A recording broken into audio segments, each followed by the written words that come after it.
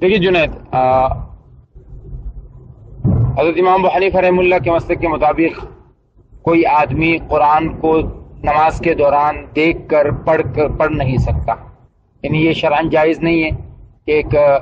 آدمی جو ہے وہ قرآن دیکھ رہا ہو